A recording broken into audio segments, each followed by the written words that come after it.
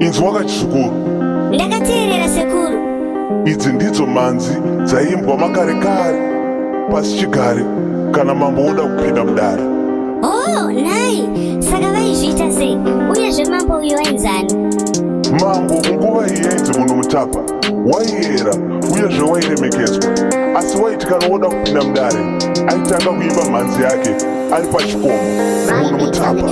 Imibika imamba iwe vakuru vanouya ndatita mango vayo vakuru vanouya muchidzi tekenya tekenya teke bira muchidzi tekenya tekenya tekenya ndi munhu mutapa uyo munhu mutapa uyo auya munhu mutapa uyo auya munhu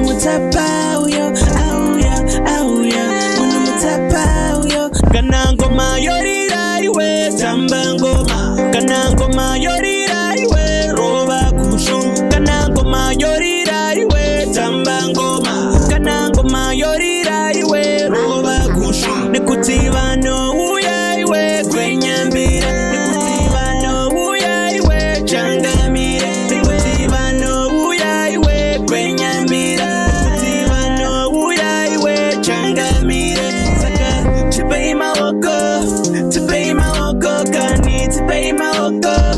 tipei maoko kani chembere ne harawa maoko kani mandara ne majaya maoko kani wewe ande bika imamba iwe bakuru vanouya ndatita mango vayo bakuru vanouya muchidzi tekenya teke bira muchidzi tekenya tekenya ndi munhu mutapa